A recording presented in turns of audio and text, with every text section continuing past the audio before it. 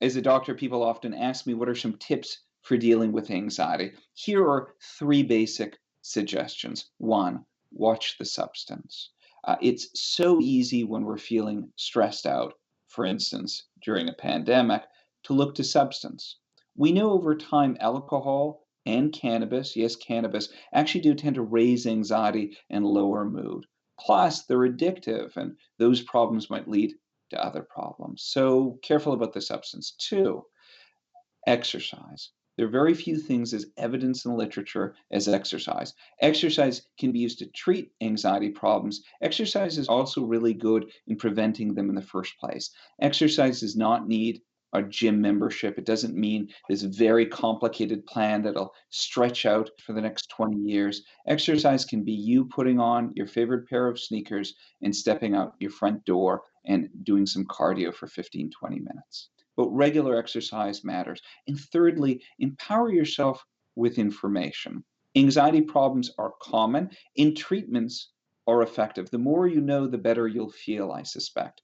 Look on the internet, there are great resources. I like the camh webpage. It's well written and thoughtful and accessible and provides not just information on common anxiety problems, but also how to cope. There's even a section on COVID. You can get tips, for example, on how to talk to children about COVID. So, not the only resource. Just be a little bit cautious who you look to. The internet is the wild west of health information. So, there are people blogging about the latest in psychiatric research like me. There are journals that post on the internet. Terrific. But there's also people with a lot of ideas that aren't necessarily evidence based. There are also people who are very biased. Perhaps they've got a product to sell you. So, I like the camh.ca webpage. Other sites include other major hospitals. Some journals have sites. I would look around a bit, and when you find a site that looks appealing, try and find out who's sponsoring it and who's involved in the drafting of that information and how familiar it feels. I mean, if you looked at a few of these sites and somebody's recommending something no one else is, hold on, maybe that isn't the website for you. Look, all of us have been anxious. Sometimes we felt very anxious.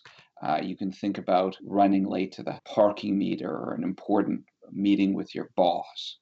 Anxiety disorders is something slightly different. It's not short term. In fact, it might last years where people feel anxious and it might not even be connected with something. They're walking in the park and they have a panic attack where it feels so overwhelming, it's like they're having a heart attack.